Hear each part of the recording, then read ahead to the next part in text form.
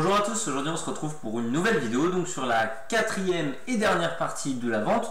Si vous avez suivi un peu les vidéos précédentes, vous savez que la première partie c'est la préparation à l'entretien de vente avec toute la recherche d'informations. La deuxième partie, savoir établir le contact avec les clients, questions ouvertes, questions fermées, alternatives. La troisième c'est l'argumentation avec le caption de casse et le traitement des objections. La quatrième c'est la conclusion de la vente avec la conclusion, la vente additionnelle, la prise de congé. Tout d'abord, et évidemment, pour la conclusion de la vente, il faut savoir faire une conclusion. La conclusion, c'est 4 sous-étapes très importantes. La première étant de détecter les signaux d'achat. La deuxième, de reformuler les avantages. La troisième, de pousser à une vente complémentaire. Et la quatrième, savoir prendre congé pour fidéliser. Donc, les signaux d'approbation. C'est en général les petits tics de la tête ou du corps ou encore verbaux qui vont vous laisser un sentiment que la vente est presque aboutie et qu'il ne faudrait pas grand chose pour que votre client atteste cette vente. Donc là j'ai une liste. Alors ces listes que je vais vous proposer sont évidemment non exhaustives, c'est-à-dire que elles ne comportent pas la globalité des signaux d'approbation, mais ça peut déjà donner un bon premier aperçu. Alors déjà, le client touche le produit et il a le sourire. En général, c'est toujours un bon point. Ensuite, le client se rapproche de vous pour se concentrer sur la recherche d'informations. Ça veut dire qu'il est engagé physiquement et mentalement dans la vente et que dans sa tête, quelque part, il se prépare au sacrifice final qu'est le sacrifice monétaire. Souvenez-vous, les bénéfices et les sacrifices. Troisième exemple, le client décroise les bras et les jambes, rit et sourit. Un des classiques en comportement non verbaux, quand vous analysez le corps humain, c'est de se dire que ce signe-là, je vais reculer un peu, le signe comme ça, signifie qu'en fait, le client, il est distant par rapport à vous en mettant cette distance de bras pour empêcher la confiance et la relation de correctement s'établir. Si vous voyez que, au contraire, il ouvre les bras, ça veut dire qu'il va aller vers vous, faire une démarche de confiance et vous allez pouvoir engager la finalisation de la vente. 4. Le client répète les avantages mis en avant. Vous savez, c'est le fameux client qui dit « Ah oui, il fait ça, ah oui, il fait ça, il arrive presque même à faire le travail à votre place. » Ça, c'est banco. 5. Le client fait des commentaires favorables. « Je le trouve vraiment très esthétique, il est très beau, il irait bien dans ma chambre, cette voiture a l'air de correspondre à mes besoins. » C'est toujours des bons signes d'approbation. Ensuite, le client demande une validation de prix. La plupart du temps, on n'est pas bête. Le prix est écrit sur l'ILV. Donc, s'il demande une validation de type « ce prix est bien à 109 €, c'est qu'il se prépare dans la vente et qu'il n'attend juste qu'une confirmation qui va le garantir de la confiance qu'il y a entre vous et lui et baisser les sacrifices liés notamment à l'aspect monétaire. Le client vous demande si vous l'avez en inventaire. Ça, c'est pratiquement qu'il veut l'acheter. Il veut s'assurer, encore une fois, de baisser ses fameux sacrifices. Et enfin, le client valide la conclusion de la vente, c'est-à-dire oui, je le prends, oui, je l'achète, oui, ça sera tout. Ça, ce sont les signaux d'approbation. Alors, on va aller un tout petit peu plus loin. Il y a les signaux d'achat verbaux et les signaux d'achat non verbaux. Pour les verbaux, il accepte tous les traitements d'objection que vous lui proposez.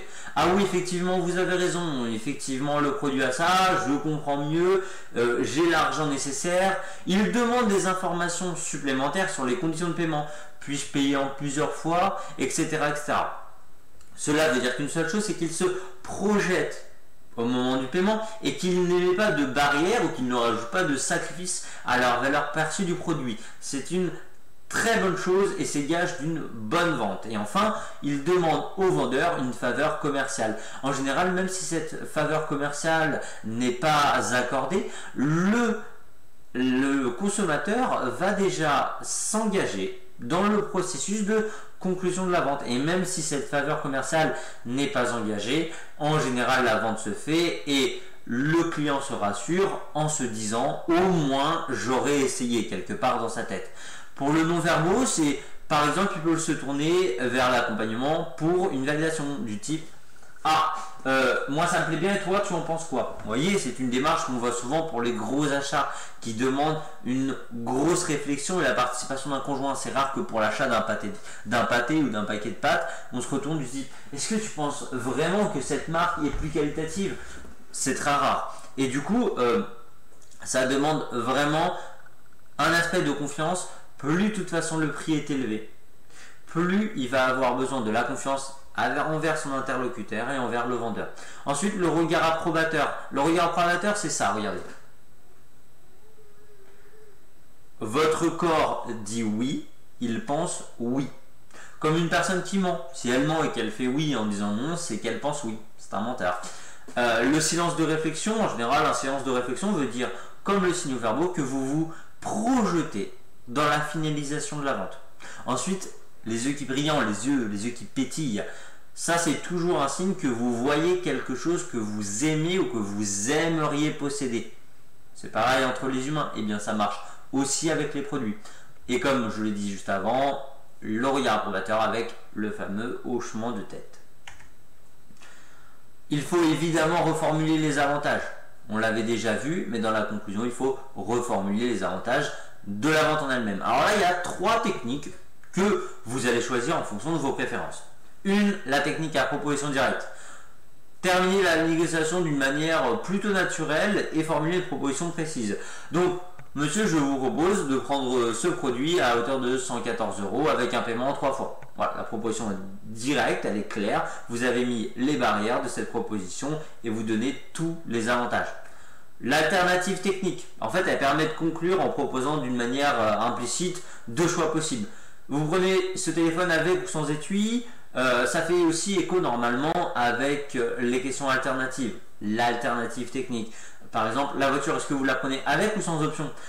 C'est possible qu'il n'ait même pas encore parlé des options. Vous voyez, c'est pour le projeter dans la finalité de la vente. Et c'est une bonne technique pour pousser à un achat soit additionnel, soit complémentaire. La conclusion implicite, vous faites comme si la vente était déjà faite. Vous parlez d'autre chose, vous projetez l'acheteur dans une situation et du coup vous allez faire quoi quand vous allez avoir ce produit?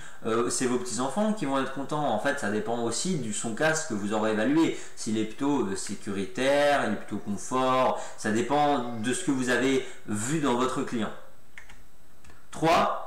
Le plus important, pousser à une vente complémentaire ou une vente additionnelle. Alors vous voyez qu'on dit vente complémentaire parce que c'est honnêtement ce qui est le plus efficace. Parce qu'il y a véritablement 3 types. 1. La vente complémentaire. C'est acheter et proposer un produit qui va de pair avec le service et le produit acheté en question. C'est-à-dire qu'il y a une complémentarité entre les deux. Par exemple, vous vendez un jean, vous pouvez vendre une ceinture. Vous auriez eu plus de mal à vendre la ceinture sans le jean. Celle-ci va très bien avec le produit vendu. Par exemple, vous vendez un ordinateur portable et vendez avec une housse de protection, un téléphone et son chargeur. Vous voyez, il y a une complémentarité dans les achats et elles vont procurer un bénéfice direct au client lié à cet achat. 2. La vente additionnelle, c'est à l'opposé de la vente complémentaire. Il n'y a pas de bénéfice immédiat. C'est pour anticiper les besoins futurs. Par exemple, vous avez acheté un pantalon, je vais vous proposer un t-shirt ou une veste ou des chaussures. Alors, il n'y a pas de lien vraiment avec le jean, ce sont 2 achats séparément, mais qui, les deux, forment une vente additionnelle. Ou dans une tenue, il y a une veste, vous proposez le jean qui va très bien avec, mais vous voyez, c'est pas vraiment complémentaire. 3e, le vendeur profite de l'occasion qui est trop belle pour proposer le programme de fidélisation de l'enseigne. Alors attention, le programme de fidélisation, notamment à travers la petite carte de fidélité, ne veut pas dire que vous allez fidéliser votre consommateur. C'est un pas vers la fidélisation, mais ce n'est pas de la fidélisation. Pour rappeler un petit peu les bases de la fidélisation, un client fidèle est un client qui achète votre produit, qui a une bonne image de votre marque, qui recommande la marque et qui vient souvent en boutique. Ce sont les 4 composantes de ce qu'on appelle la vraie fidélité. Parce qu'il y a aussi la fausse fidélité, comme dans la vie. C'est-à-dire que la personne consomme vos biens, mais en parle mal, ou alors elle consomme vos biens et services, mais le jour où il y a un autre fast-food qui ouvre dans la zone de chandise, vous ne verrez plus ce client. Alors attention, la carte de fidélité est un pas en avant et permet de faire un lien avec votre consommateur, mais ne permet en aucun cas d'acquérir sa fidélité. C'est très important en marketing. Dernier élément, la prise de congé. Le but, c'est de le féliciter, alors pas oh bravo monsieur vous avez fait l'affaire de l'année, on n'en est pas là, mais merci pour votre achat, etc., etc. Le but étant évidemment plus de le rassurer et de garder une bonne image de marque de l'entreprise. Et les avantages, c'est que le client reviendra, il vous recommandera, vous augmenterez soit votre Net Promotion Score, soit votre capital sympathie, soit le nombre de likes sur Facebook, et surtout vous allez le fidéliser. Je rappelle qu'en vente et en marketing de la fidélisation, un client fidèle rapporte plus à une enseigne qu'un client que vous allez chercher. C'est-à-dire que la fidélisation rapporte plus que la conquête. Ça rapporte entre 8 à 9 fois plus. Et souvenez-vous de ces chiffres qui sont très importants. Un client fidèle en parlera qu'à 2 personnes, c'est-à-dire un client content de son achat n'en parlera qu'à 2 personnes sur 10, et un client qui n'est pas content en parlera à 7 ou 8 clients. Donc il faut vraiment fidéliser par la satisfaction, mais c'est notamment un aspect très important de ce qu'on appelle la théorie de la baignoire, que l'on verra prochainement dans les cours de fidélisation. Dernier élément, la possibilité de créer des ambassadeurs de marque. Les ambassadeurs de marque sont des très très bons clients qui achètent souvent et qui reviennent souvent. Ils recommandent l'enseigne à votre place auprès des pairs, c'est-à-dire la famille, les amis, les cousins, les cousines, les proches, le copain, la copine. Et surtout, ils font votre publicité sur les réseaux sociaux. Ils défendent votre marque.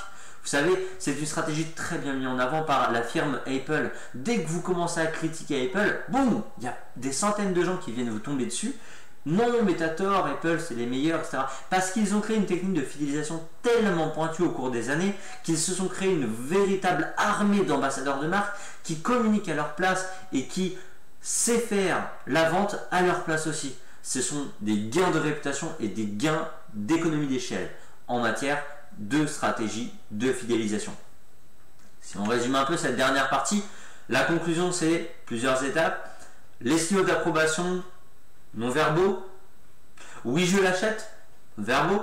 On reformule les avantages avec les 3 techniques que l'on a vues. On propose la conclusion de la vente avec notamment la vente additionnelle, la vente complémentaire ou la carte de fidélité. Et on prend congé avec les 2 dernières parties du SBAM. Merci et au revoir. Donc là, on a fait normalement toutes les 4 parties de la vente. Vous savez mener une vente de la première à la dernière étape avec l'ensemble des techniques. Maintenant, c'est à vous de jouer sur le terrain.